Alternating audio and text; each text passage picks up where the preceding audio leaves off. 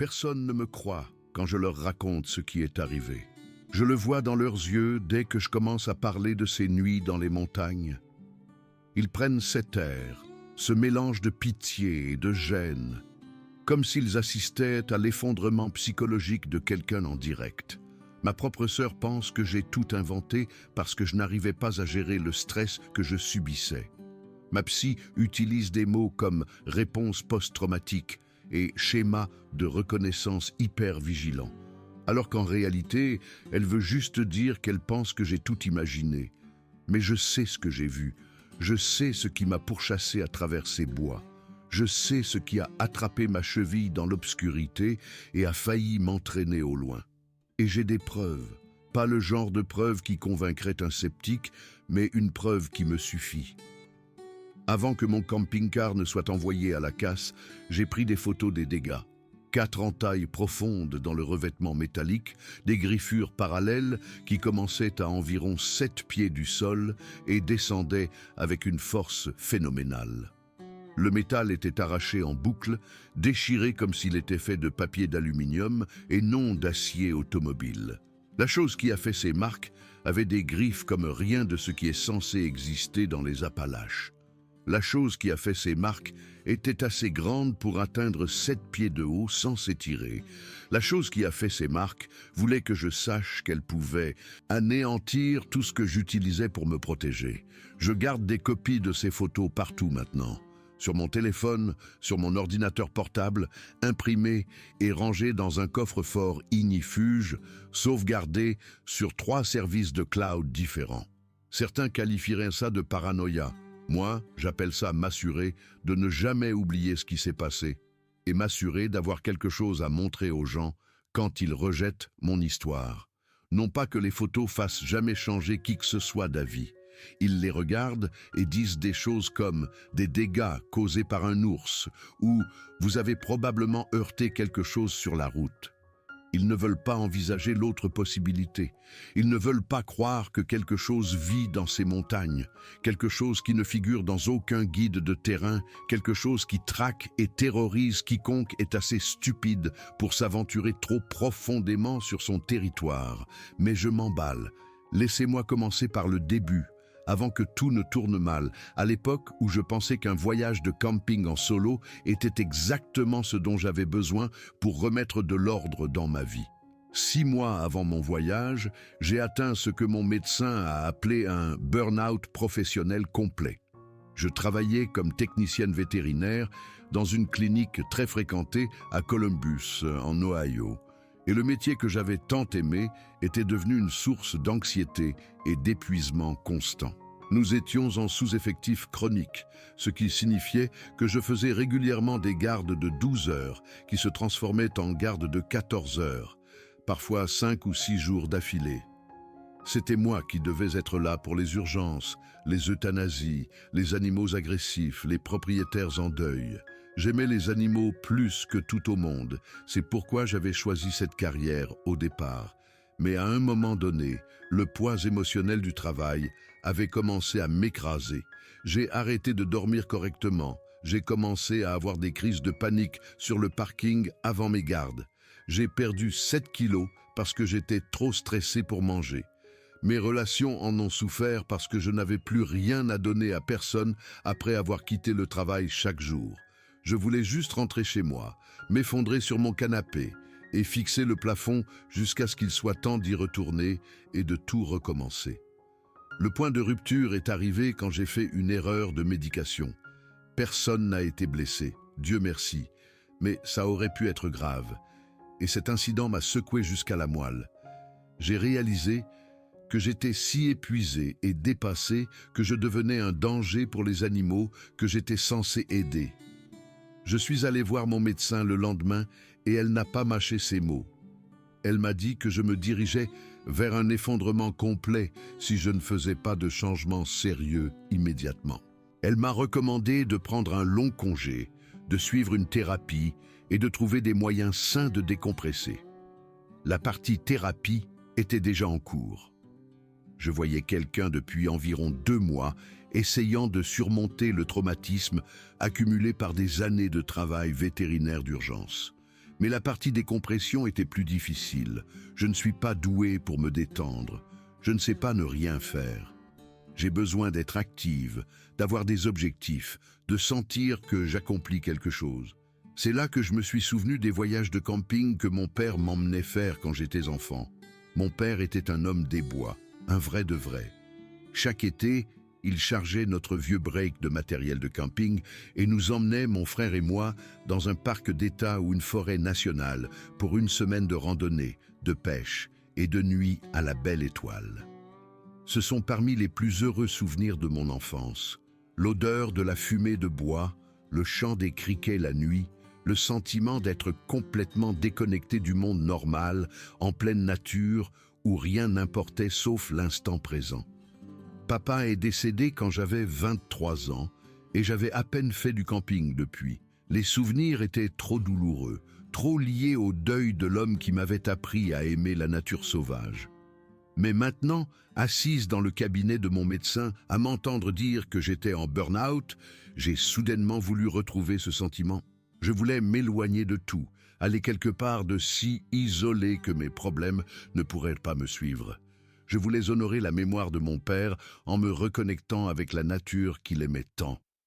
J'ai commencé à planifier le voyage cette semaine-là. J'ai acheté un camping-car d'occasion à un type de Dayton qui prenait sa retraite des voyages sur la route. La bête n'était pas jolie, mais elle était mécaniquement saine et avait tout ce dont j'avais besoin. Un petit lit, une kitchenette minuscule, des espaces de rangement pour les provisions et un générateur pour l'électricité. J'ai passé un mois à le retaper, à le rendre confortable, à le remplir de tout ce à quoi je pouvais penser. 2 semaines de nourriture, des caisses d'eau en bouteille, des livres, des journaux, du matériel de dessin, des jumelles, des chaussures de randonnée, des vêtements de pluie et des couches thermiques, une trousse de premier secours, un couteau de chasse qui avait appartenu à mon père. J'allais faire les choses bien. Le choix de l'endroit a nécessité quelques recherches. Je voulais un lieu isolé, un endroit où je pourrais vraiment m'éloigner des gens, des signaux de téléphone portable et de tout le bruit de la vie moderne. J'ai envisagé le nord-ouest Pacifique, mais le trajet depuis l'Ohio serait trop long. J'ai regardé les options plus près de chez moi et j'ai finalement choisi une étendue sauvage dans les montagnes de la Virginie occidentale. J'y étais allé une fois auparavant, il y a des années, avec des amis de l'université. Nous avions passé un long week-end à faire de la randonnée et à nager dans les ruisseaux de montagne, et je me souvenais avoir été frappé par l'immensité et l'aspect intact de la forêt. La zone qui m'intéressait faisait partie de la Monongahela National Forest, mais bien loin des sentiers battus, accessibles uniquement par d'anciennes routes forestières qui ne voyaient presque plus de trafic. Le poste de garde forestier le plus proche était à environ 18 miles de l'endroit où je prévoyais de camper. La ville la plus proche était encore plus loin. Je serais complètement seul, ce qui était exactement ce que je voulais. Ma psy s'inquiétait un peu de cet isolement, surtout compte tenu de mon état mental, mais je l'ai convaincu que la solitude était précisément ce dont j'avais besoin. Pas d'urgence à gérer, pas de patrons exigeants, pas de cas déchirants, juste moi, les montagnes et le pouvoir guérisseur de la nature. J'ai promis de lui donner des nouvelles à mon retour et elle m'a fait promettre de partir si je commençais à me sentir plus mal au lieu de mieux. Je suis parti un jeudi matin début octobre. Les couleurs d'automne commençaient tout juste à atteindre leur apogée et je me suis dit que le timing ne pouvait pas être plus parfait. 2 semaines dans les montagnes pendant la plus belle période de l'année. 2 semaines de paix, de calme et d'introspection. 2 semaines qui étaient censées m'aider à redécouvrir mon amour pour la vie et mon but. Au lieu de ça, j'ai vécu la pire expérience de toute mon existence.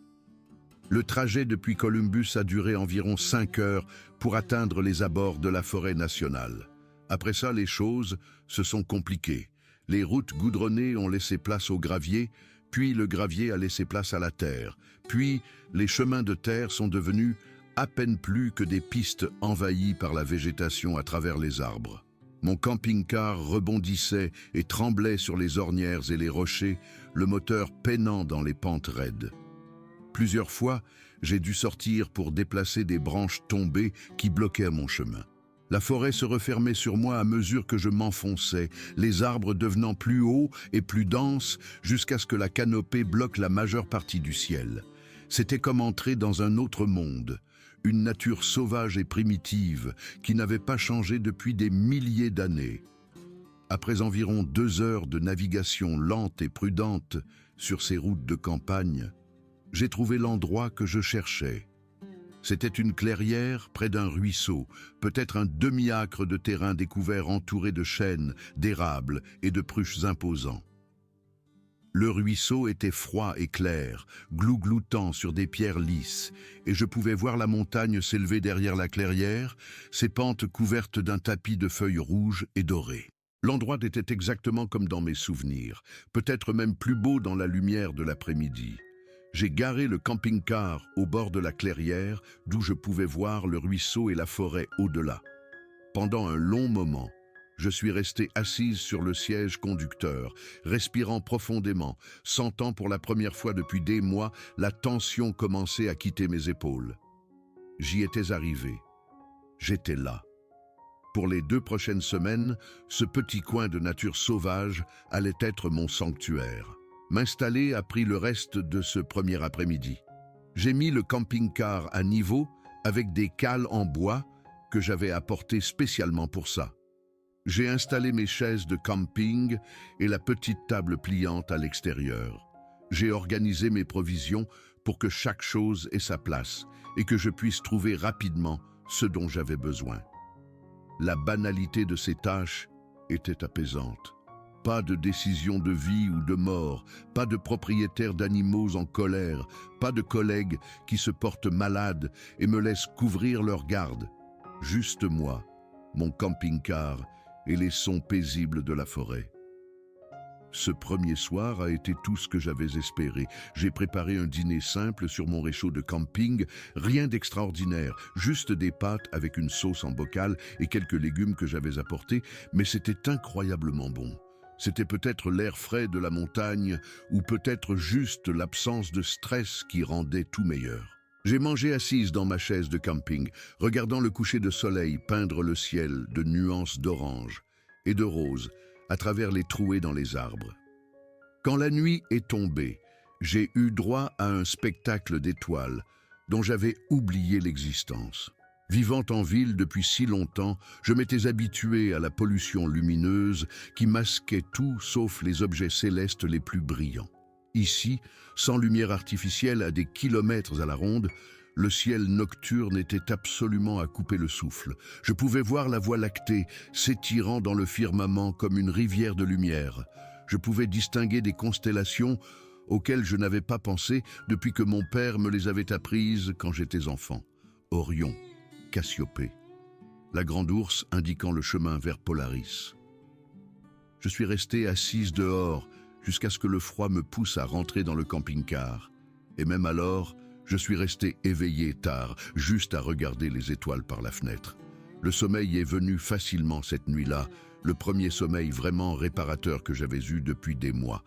Pas de pensées anxieuses pour me tenir éveillé, pas de cauchemars sur le travail. Juste une inconscience profonde et paisible enveloppée dans mon sac de couchage avec le doux son du ruisseau comme berceuse.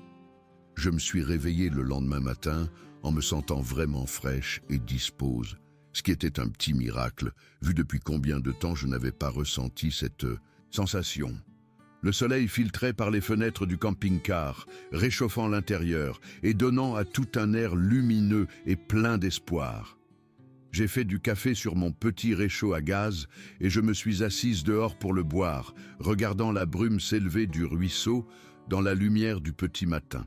La forêt était vivante de sons, des oiseaux s'appelant dans les arbres, des écureuils jacassant en ramassant des noix pour l'hiver à venir, le fond musical constant de l'eau qui coule. J'ai décidé de passer la journée à explorer les environs de mon campement.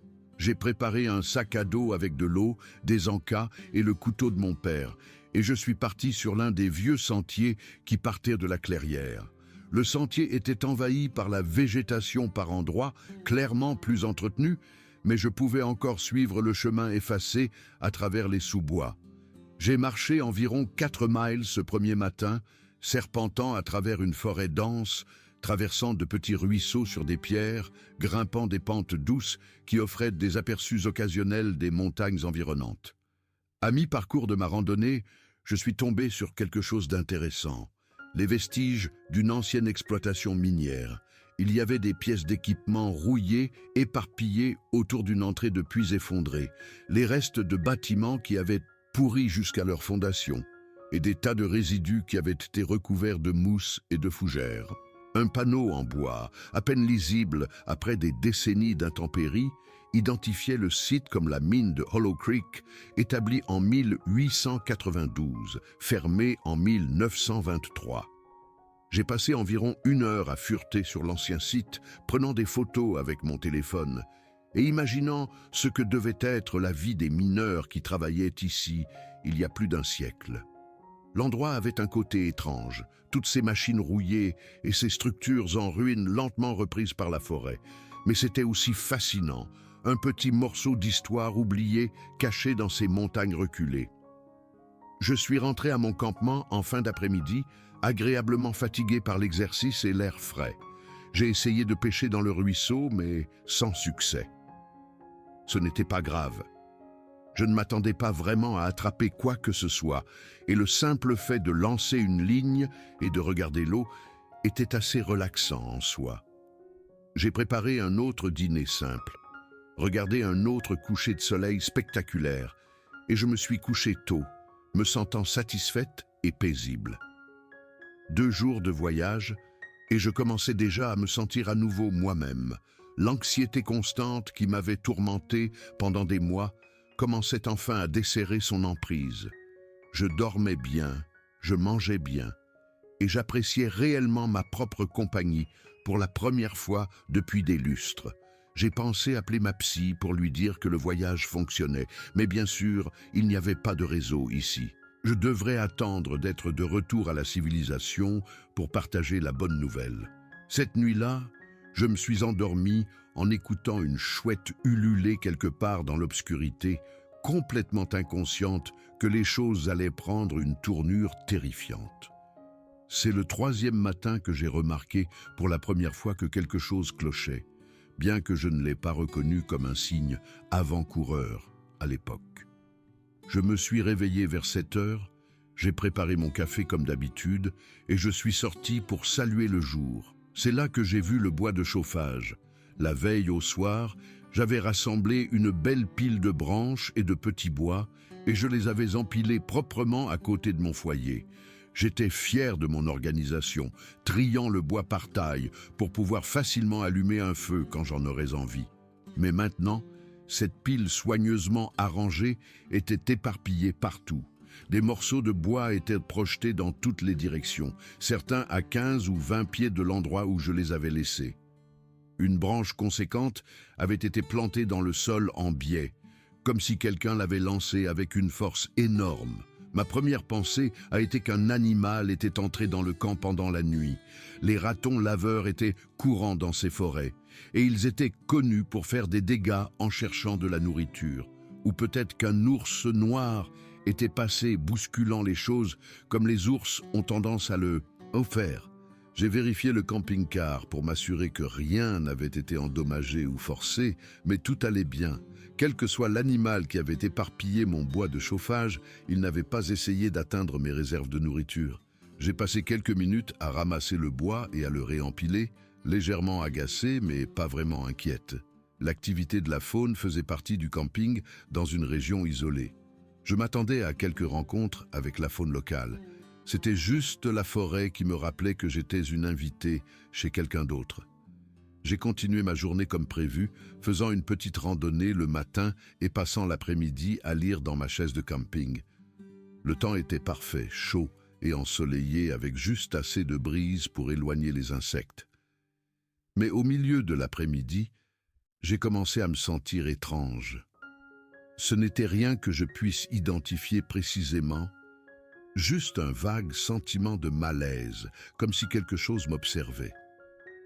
Vous connaissez cette sensation quand vous êtes seul dans une pièce mais que vous avez soudain l'impression que quelqu'un se tient derrière vous? C'était comme ça, mais amplifié par l'isolement de mon environnement. Je n'arrêtais pas de lever les yeux de mon livre, scrutant la lisière des arbres, m'attendant à voir quelqu'un ou quelque chose tapi dans l'ombre. Mais il n'y avait jamais rien. Juste des arbres, des sous-bois et un oiseau occasionnel voltant entre les branches. Je me suis dit que j'étais ridicule. Bien sûr que je me sentais observé ici. J'étais seul en pleine nature, à des kilomètres du premier être humain. Mon cerveau était probablement juste en train de s'adapter à cet environnement inhabituel. En voyant des signaux d'alarme qui ne signifiaient rien, je me suis forcé à me détendre et je suis retourné à mon livre. Ce soir-là, alors que je préparais le dîner sur mon réchaud, j'ai entendu un son qui m'a figé sur place. Il venait de quelque part dans la forêt, peut-être à un quart de mile, et ne ressemblait à rien de ce que j'avais jamais entendu. La meilleure façon de le décrire est un hurlement mêlé à un grognement profond, mais ça ne rend pas vraiment compte à quel point c'était étrange et troublant. Le volume à lui seul était remarquable, plus fort que n'importe quel cri d'animal, résonnant à travers les arbres avec une force presque physique. On aurait dit quelque chose avec des poumons énormes, quelque chose avec une cage thoracique de la taille d'un tonneau, produisant un bruit qui semblait faire vibrer l'air lui-même. Je suis resté là, immobile, ma spatule à la main, attendant que le son se répète. Il ne l'a pas fait. Après plusieurs minutes de silence tendu, je n'ai entendu que les bruits habituels de la forêt. Le ruisseau, le vent, les appels lointains des oiseaux s'installant pour la nuit. Je me suis dit que ça devait être un wapiti. Les wapitis peuvent produire des sons assez impressionnants pendant la saison des amours, et il y en avait certainement dans ces montagnes. Ou peut-être que c'était juste le vent qui jouait des tours dans un arbre creux ou une formation rocheuse, créant un effet acoustique qui semblait plus alarmant qu'il ne l'était. J'ai fini de préparer mon dîner, mais j'ai perdu l'appétit en cours de route. J'ai mangé à l'intérieur du camping-car plutôt qu'à ma table de camping, et je me suis assuré de verrouiller la porte avant d'aller me coucher. Le sommeil n'est pas venu aussi facilement cette nuit-là. Chaque bruit extérieur semblait amplifié, chargé de menaces. Je suis resté éveillé pendant des heures, fixant le plafond du camping-car, me disant que j'étais paranoïaque. Au moment où je me suis enfin endormi, je m'étais presque convaincu que tout allait bien. Le 4e matin a tout changé. J'ai su que quelque chose n'allait vraiment pas au moment où j'ai ouvert les yeux et regardé par la fenêtre du camping-car. Il y avait des empreintes de pas dans la terre meuble à l'extérieur, de grandes empreintes visibles même depuis l'intérieur du véhicule. J'ai enfilé mes bottes et ma veste et je suis sorti pour y voir de plus près, mon cœur battant déjà plus vite qu'il n'aurait dû. Les empreintes ne ressemblaient à rien de ce que j'avais jamais vu. Elles avaient une forme presque humaine, avec un talon net et 5 orteils distincts, bien écartés, comme quelqu'un qui marcherait pieds nus. Mais les proportions étaient complètement fausses. Chaque empreinte mesurait au moins 17 pouces de long, peut-être 18, et était proportionnellement large. Je chausse du 39 et mon pied entier aurait pu tenir à l'intérieur d'une de ces empreintes avec de la place en plus. Aucun être humain n'a des pieds aussi grands. J'ai fait le tour du camping-car et mon malaise grandissait à chaque pas. Les empreintes étaient partout. Des dizaines, encerclant le véhicule plusieurs fois, s'approchant parfois assez près pour toucher le revêtement métallique avant de s'éloigner. La créature qui avait fait ces empreintes avait passé un temps considérable à tourner autour de mon camping-car pendant la nuit, m'étudiant peut-être pendant que je dormais à quelques mètres de là, derrière une fine paroi de métal. J'ai essayé de rationaliser ce que je voyais. Les ours peuvent laisser des empreintes qui ressemblent vaguement à celles des humains dans certaines circonstances, lorsque leur coussinet crée des impressions spécifiques dans un sol mou. Mais celles-ci ne ressemblèrent pas à des empreintes d'ours. Les ours ne marchent pas debout sur 2 pattes sur de longues distances, et ces empreintes montraient clairement une démarche bipède, un pied devant l'autre, pas après pas.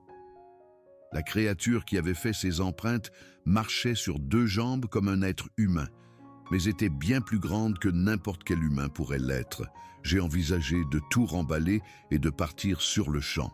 La partie rationnelle de mon cerveau me hurlait que quelque chose n'allait pas, que je devais partir tant que je le pouvais encore.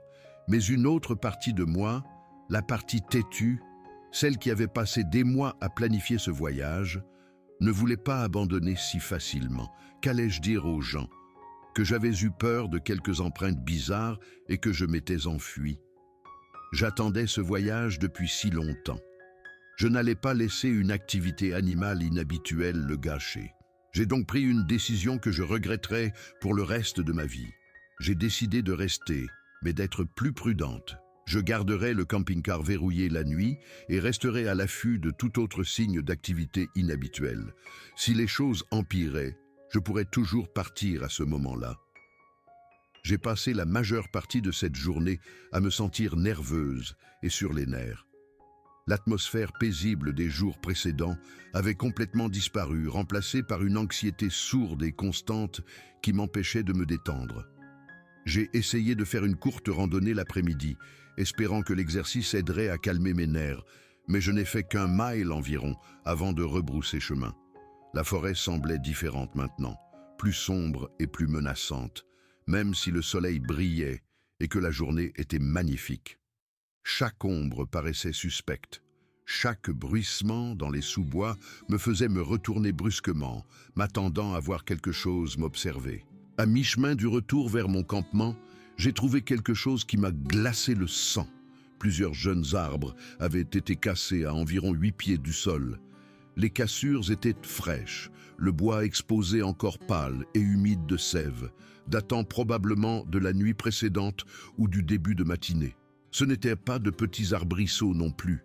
C'étaient des arbres avec des troncs de 3 ou 4 pouces de diamètre, assez solides pour que les casser nécessitent une force considérable. Et la créature qui avait fait ça était grande, assez grande pour atteindre 8 pieds de haut, sans effort apparent. J'ai pratiquement couru le reste du chemin jusqu'à mon camping-car. Mes mains tremblaient tellement que j'ai eu du mal à mettre la clé dans la serrure et à monter à l'intérieur. Je suis restée assise là pendant un long moment, essayant de rassembler mes pensées, essayant de donner un sens aux preuves qui s'accumulaient, de grandes empreintes de pas qui semblaient presque humaines, des arbres cassés à 8 pieds du sol, des bruits étranges dans la nuit, le sentiment constant d'être observé. Quelque chose était dans ces bois avec moi, quelque chose de grand, de fort, quelque chose qui avait visité mon campement pendant que je dormais. La partie logique de mon cerveau insistait sur le fait qu'il devait y avoir une explication normale. Un ours avec des empreintes inhabituelles, les arbres endommagés par le vent ou la maladie, mon imagination qui s'emballait parce que j'étais stressé et seul. Mais une autre partie de moi, celle qui faisait confiance à mes instincts, savait que quelque chose n'allait pas. J'aurais dû écouter cette partie, j'aurais dû remballer mes affaires et partir en voiture cet après-midi-là même. Au lieu de ça, je suis resté. Et cette nuit-là, les choses ont empiré. J'étais allongé dans mon lit vers minuit, incapable de dormir, bien qu'épuisé. Mes oreilles tendues pour percevoir le moindre son de l'extérieur, et mon corps tendu dans l'attente de quelque chose que je ne pouvais nommer. Puis je l'ai entendu. Des bruits de pas, des pas lourds et délibérés qui tournaient autour du camping-car. Ils étaient lents, presque désinvoltes, comme quelque chose qui prendrait son temps pour une promenade tranquille. Mais le poids derrière chaque pas était énorme. Je pouvais sentir les impacts à travers la structure du véhicule, de subtiles vibrations qui remontaient par le plancher jusqu'à mes os. La créature qui marchait autour de mon camping-car était lourde, incroyablement lourde, et elle était juste dehors. J'ai attrapé ma lampe de poche et le couteau de mon père, parfaitement consciente de l'inadéquation de ces 2 armes contre quelque chose de cette taille. Je suis restée assise là, dans l'obscurité, retenant à peine ma respiration, écoutant ses pas faire le tour du camping-car encore et encore. La créature semblait prendre son temps, parcourant toute la circonférence 4 ou 5 fois, s'arrêtant parfois à ce qui ressemblait aux fenêtres. J'étais trop terrifié pour regarder. Je ne voulais pas voir ce qu'il y avait dehors. Je voulais juste que ça parte, que ça me laisse tranquille, que ça me laisse survivre à la nuit pour que je puisse fuir le matin. Après ce qui m'a semblé des heures, mais n'a probablement duré que 15 ou 20 minutes, les bruits de pas se sont finalement estompés au loin. Je suis resté figé sur place pendant un long moment après, attendant que les sons reviennent, mais la nuit est restée calme. Je n'ai pas dormi du tout le reste de cette nuit-là. Je suis juste resté assise là, serrant mon couteau, surveillant les fenêtres, priant pour l'aube. Quand la première lueur grise du matin est enfin apparue, j'ai prudemment ouvert la porte du camping-car et je suis sorti. La preuve de la visite nocturne était immédiatement apparente. De nouvelles empreintes de pas couvraient le sol autour du véhicule, encore plus nombreuses qu'avant. Mais ce qui a failli faire arrêter mon cœur, c'est l'empreinte de main sur la fenêtre. Une empreinte de main massive, facilement 2 fois plus grande que la mienne, avec 5 doigts clairement définis, pressés contre la vitre. Elle avait été là, debout à ma fenêtre, me regardant à l'intérieur pendant que je me terrais dans l'obscurité. L'empreinte était positionnée à environ 7 pieds du sol, ce qui signifiait que la créature qui l'avait laissée était assez grande pour regarder par une fenêtre que j'aurais eu besoin d'un escabeau pour atteindre. J'ai fixé cette empreinte de main pendant un long moment, mon esprit luttant pour traiter ce que je voyais. Puis, j'ai pris ma décision. Je partais, tout de suite, aujourd'hui. Je me fichais de finir mon voyage, d'honorer la mémoire de mon père ou de toutes les raisons pour lesquelles je m'étais convaincu de venir ici. Quelque chose me traquait, quelque chose qui ne devrait pas exister, et je devais m'enfuir avant qu'il ne décide de faire plus que simplement tourner autour de mon camping-car la nuit. J'ai passé la majeure partie de la 5e journée à me préparer à partir. J'ai remballé tout ce que j'avais déballé, sécurisé toutes mes provisions pour le voyage et je me suis assuré que le camping-car était prêt pour le long trajet de retour vers les routes principales. Je travaillais à l'extérieur en milieu d'après-midi, pliant mes chaises de camping, quand j'ai entendu un son qui m'a stoppé net.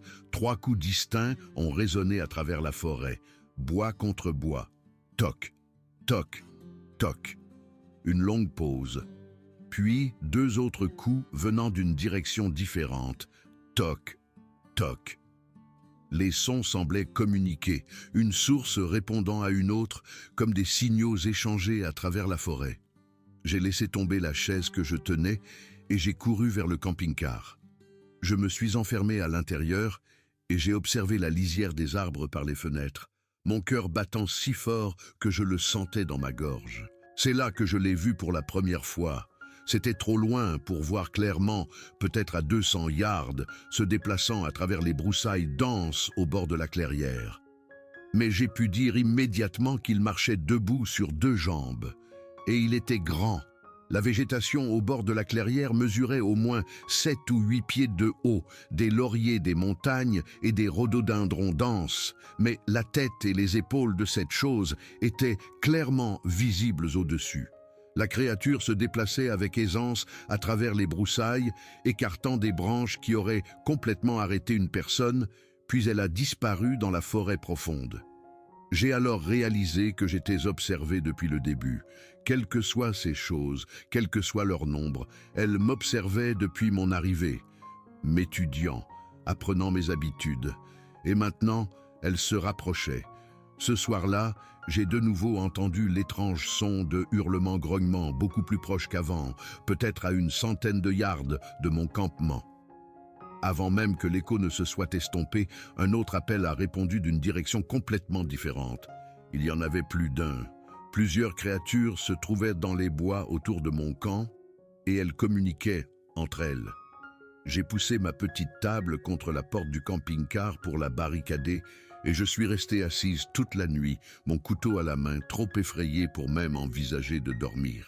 Chaque son de l'extérieur me faisait sursauter. Je pouvais entendre des mouvements dans les broussailles, des branches qui craquaient, des vocalisations occasionnelles qui ne correspondaient à aucun animal que je connaissais. Les créatures étaient là, dehors, tournant, attendant. Quoi, je ne le savais pas. Je ne voulais pas le savoir. Dès que le soleil se lèverait, J'allais démarrer le camping-car et partir d'ici aussi vite que les routes le permettraient. Peu importait si j'endommageais le véhicule sur le terrain accidenté. J'avais juste besoin de m'échapper. Le 6e matin a apporté une nouvelle horreur. Quand j'ai finalement trouvé le courage de regarder dehors, j'ai découvert de nouvelles griffures sur l'extérieur du camping-car. 4 longues entailles parallèles dans le revêtement métallique, positionnées à environ 7 pieds du sol.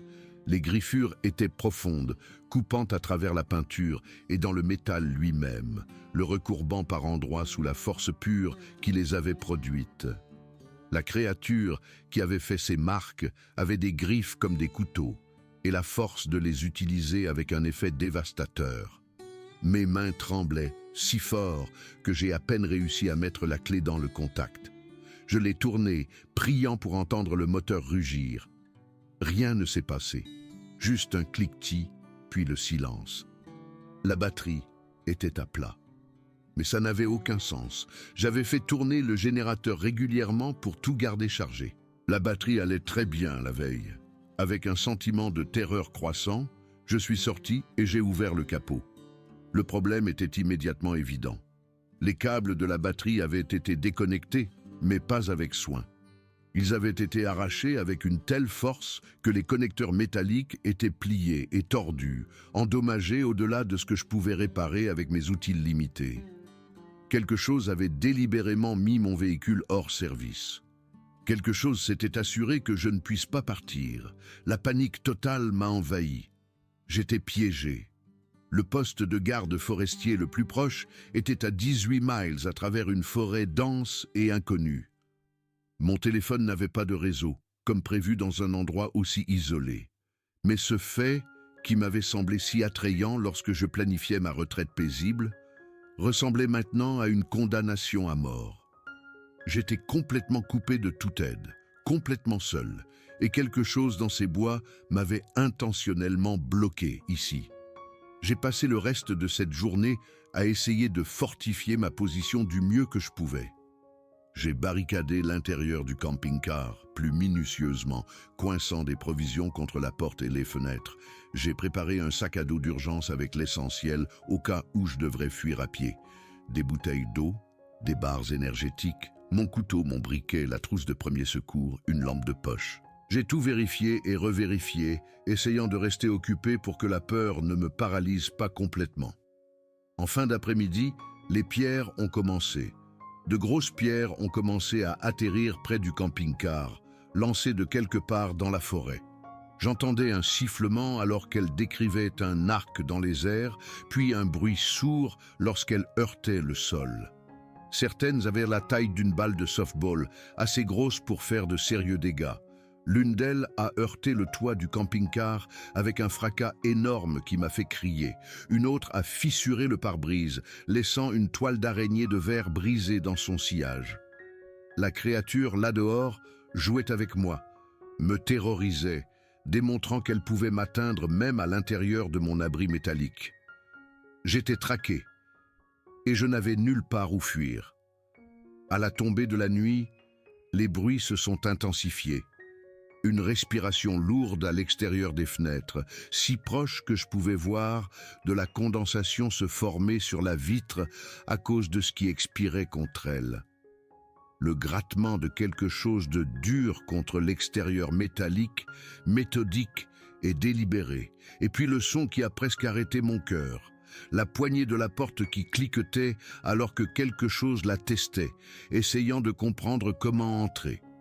Je me suis pressé dans le coin arrière du camping-car, le couteau levé, sachant à quel point il serait complètement inutile contre quelque chose qui pouvait plier du métal et lancer des pierres de la taille d'une balle de softball.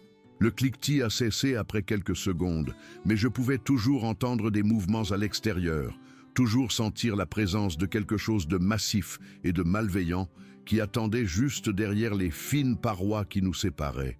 Je ne sais pas comment j'ai survécu à cette nuit. Je pense que j'ai dû m'évanouir à un moment donné à cause de la terreur pure, car j'ai des trous dans ma mémoire, des espaces vides là où les heures devraient être. Mais j'étais toujours en vie lorsque la première lueur de l'aube a commencé à filtrer à travers les fenêtres. toujours en vie, toujours piégé, toujours en attente de la suite. L'attaque a eu lieu la 7e nuit, juste après 3 heures du matin selon ma montre. Un instant, j'étais assise dans un silence épuisé, et l'instant d'après, tout le camping-car tanguait violemment d'avant en arrière. Quelque chose le secouait avec une force incroyable, comme un enfant secouant un jouet, sauf que j'étais à l'intérieur du jouet et que l'enfant était un monstre. J'ai crié, une terreur authentique s'échappant de moi dans un son que je n'ai pas reconnu comme ma propre voix. Le camping-car a tellement penché sur le côté que j'ai été projeté contre le mur, les provisions tombant des étagères tout autour de moi, les placards s'ouvrant violemment et déversant leur contenu. J'ai cru qu'il allait se renverser complètement, que j'allais être roulé encore et encore comme un tonneau dévalant une colline. Puis, soudain, les secousses ont cessé, silence complet. Mes oreilles bourdonnaient et je respirais en halètement saccadé, tout mon corps tremblant de manière incontrôlable. J'ai attendu ce qui m'a semblé une éternité, me préparant à la prochaine attaque, mais rien ne s'est passé. Les minutes ont passé, toujours rien. J'ai commencé à me permettre d'espérer que peut-être, juste peut-être, c'était fini. C'est alors qu'un visage est apparu à la fenêtre. Il n'est resté qu'une seconde, peut-être 2, avant de se retirer dans l'obscurité. Mais dans ce bref instant, j'en ai assez vu pour graver l'image dans ma mémoire pour toujours. Un visage couvert de poils sombres et emmêlés, un front fuyant et une arcade sourcilière proéminente, un nez plat et des lèvres minces, retroussées pour révéler des dents. Mais les yeux sont ce qui me hante le plus. Ce n'étaient pas des yeux d'animal, pas le regard terne et instinctif d'un ours ou d'un loup. Ces yeux montraient de l'intelligence, une conscience, une intention. La créature m'avait regardé droit dans les yeux, avait établi un contact visuel à travers la fenêtre, et dans ce regard, j'ai compris quelque chose de terrible. Ce n'était pas une bête sans esprit agissant par instinct. Cette chose pouvait penser, elle pouvait planifier, elle savait exactement ce qu'elle faisait. J'ai dû perdre connaissance à ce moment-là, car mon prochain souvenir est d'être allongé sur le sol du camping-car, serrant toujours mon couteau, avec la lumière grise du matin qui filtrait par les fenêtres. Je n'ai aucune idée du temps qui s'est écoulé entre le moment où j'ai vu ce visage et celui où j'ai repris conscience. Cela aurait pu être des minutes ou des heures. Mais j'étais toujours en vie, ce qui signifiait que j'avais encore une chance.